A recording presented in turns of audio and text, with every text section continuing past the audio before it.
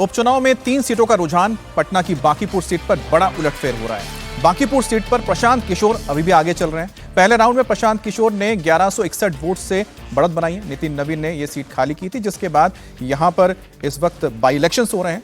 Neeraj Kumar BJP के यहां पर प्रत्याशी हैं। इसके अलावा रेखा गुप्ता आरजेडी के प्रत्याशी हैं और जेएसपी यानी कि जन स्वराज पार्टी के करता धरता इस वक्त प्रशांत किशोर आगे चल रहे हैं। बड़ी बात यह है कि लगातार अभी तक जितने भी राउंड हुए हैं, इस राउंड में भी बांकीपुर सीट से प्रशांत किशोर ने बढ़त बना के रखी है। अब उन्होंने 1000+ 2 राउंड हो चुके हैं और दोनों राउंड के बाद उन्होंने 1000 से ज्यादा वोटों की मार्जिन के साथ बढ़त यह बना के रखी है। अब यहां से नितिन नवीन, जो बीजेपी के मौजूदा अध्यक्ष हैं, लगातार 5 बार यहां पर जीत हासिल की थी। अब 2025 में सोचिए, जिस सीट पर जेएसपी यानी कि जन स्वराज पार्टी ने महज 5% वोट हासिल किया है, इस वक्त वो आगे चल रहे हैं। दूसरे नंबर पर उस वक्त आरजेडी रही थी, रेखा गुप्ता ही प्रत्याशी थी और उन्हें करीब 31% वोट हासिल किए थे और बीजेपी के पास 62% वोट हासिल किए थे। जाने से पहले ब्रेक पर अजीत जी जो बात हो रही थी कि ये बांकीपुर की सीट जो है, यहां पर एक तरह से कांग्रेस और आरजेडी ने सरेंडर कर दिया है। क्या हम आने वाले वक्त में, अगर हम इसी को मान के चले, अगर यह रहा और अगर प्रशांत किशोर जीतते हैं, तो क्या ऐसे में किसी का ब्रेकअप हो जाएगा और किसी का पैचअप होगा, एक नया गठबंधन देखने को मिलेगा? बिल्कुल बन सकता है। ये जो है, आप बांकीपुर की सीट को आप मिनी बिहार की तरह मानिए। ये शहर का इलाका है, सचिवालय का इलाका है। इस इलाके में बिहार भर के लोग रहते हैं आकर के, बिहार के हर जिले के लोग रहते हैं, इसलिए इसको मिनी बिहार मानिए। और ये जो मैंडेट आ रहा है, इसको एक तरह से रिफ्लेक्शन मानिए कि बिहार में इस समय लोग क्या सोच रहे हैं और उसके कई कारण हैं ऐसा सोचने के। और अगर ये नतीजे इसी लाइन पर आते हैं तो आप तय मानिए कि अपोजिशन का स्पेस पूरी तरह से प्रशांत किशोर के पास जाएगा। फिर जो बीजेपी विरोध करने वाली ताकतें हैं, उनको या तो प्रशांत किशोर के साथ आना होगा या अपना नए सिरे से कोई अलाइनमेंट खोजना होगा। उसमें कांग्रेस पार्टी सबसे इंपॉर्टेंट फैक्टर है। कांग्रेस पार्टी के एक बड़े नेता हैं निखिल कुमार, जो दिल्ली पुलिस के कमिश्नर रहे, उनके पिताजी मुख्यमंत्री थे बिहार के। उन्होंने सपोर्ट किया प्रशांत किशोर को इस चुनाव में। वो कांग्रेस पार्टी उन्होंने छोड़ी नहीं, वो कांग्रेस पार्टी में।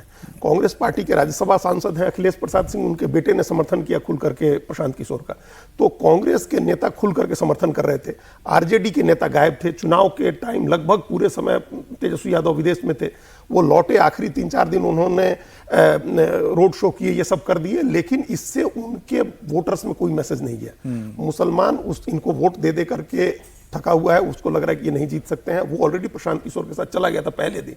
और यादव बस्तियों में चुनाव की आखिरी रात, जो कयामत की रात बोलते हैं, उस दिन ये नारा उठा कि बस्ता ही लालटेन है।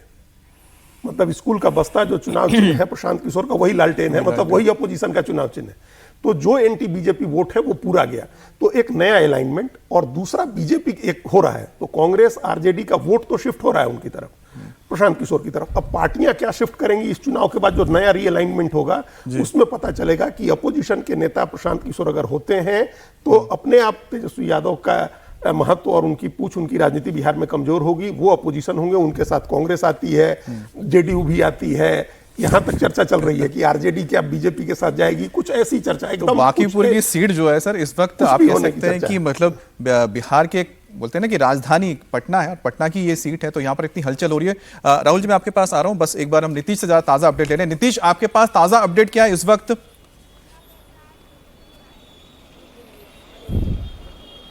देखिए, अभी ताज़ा अपडेट वही है कि प्रशांत किशोर आगे चल रहे हैं और दूसरे राउंड की जो काउंटिंग है वो पूरी हो चुकी है और जनसुराज पार्टी के जो कार्यकर्ता हैं वो काफ़ी उत्साहित हैं। और जाहिर है, जिस तरह से लगातार 2 राउंड में बढ़त मिल रही है और इसके राजनीतिक मायने भी काफ़ी हैं, क्योंकि आने वाले दिनों में जो बिहार की राजनीति है उससे कई संकेत इसमें मिलेंगे, इसमें कोई शक नहीं है। और शुरू से यदि आप देखिए तो जनसुराज, जब से ये चुनाव शुरू हुआ है, प्रशांत किशोर के लिए कई अच्छी परिस्थितियां बनी है। सबसे पहले तो उम्मीदवार का चयन, बीजेपी ने जब सबसे पहला उम्मीदवार दिया, उनको लेकर जिस तरह की बातें आई, फिर नाम वापस हुआ, फिर जो दूसरा उम्मीदवार आया उसको लेकर भी जो बातें सामने आई, जो कुछ दिखा, उनके बातचीत करने का तरीका, उसको लेकर भी बहुत अच्छी प्रतिक्रिया जो है वो नहीं सामने आई थी। और इसी दौरान प्रशांत किशोर ने एक नया नैरेटिव बनाना शुरू किया। उन्होंने कहा कि देखो, बीजेपी ये कहती है कि कुत्ता बिल्ली हम किसी को भी चुनाव मैदान में उतार देंगे तो हम जीत जाएंगे। हालांकि किसी नेता ने ऐसी बात आधिकारिक तौर पर किसी बड़े नेता ने कम से कम नहीं कही है, लेकिन ये इन बातों को लगातार प्रशांत किशोर ने इस तरीके से रखा जिससे जो वोटर नाराज था उसकी नाराजगी और भी खुलकर सामने आ गई कि हाँ वाकई बीजेपी जो है वो मनमानी करती है, अपने अनुसार सोचती है, वो सोचती है हम जो कुछ भी फैसले लेंगे उसको लोग मान लेंगे। और लंबे समय से बिहार में एनडीए की सरकार है, जो एंटी इनकम्बेंसी चल रही थी उसको कोई नया प्लेटफॉर्म नहीं दिख रहा था, आरजेडी उसमें कामयाब नहीं हो रही थी। तो ऐसे में प्रशांत किशोर जो है वो उसमें सामने आए। फिर छात्रों का एक आंदोलन ऐसे ही समय हो गया जब यूथ जो है वो साफ तौर पर उसकी बातें सामने आई। तो कुल मिलाकर परिस्थितियां इस तरह से बन रही थी जिसमें साफ तौर पर प्रशांत किशोर के लिए परिस्थितियां कह सकते हैं अनुकूल थी। और तेजस्वी यादव भी चुनाव प्रचार से जिस तरह तो से आप बता रहे हैं कि उनके बहुत सारे वोट बैंक को फैक्टर्स ये रहे लगा हैं कि बीजेपी को राहुल जी, हराने में शायद जो जैसा है कि बता रहे हैं कि नीतीश के बहुत सारे जो फैक्टर्स रहे हैं, इसमें एक स्टूडेंट्स का प्रोटेस्ट भी क्या उसने भी कुछ काम किया, या आने वाले वक्त में कि जो देख रहे हैं कि कांग्रेस भी हो सकता है कि क्या एक तरह से जनसुराज के साथ आ जाए या दोनों के बीच कोई एक गठबंधन बन जाए, जैसा कि अजीत जी ने भी संकेत दिए हैं।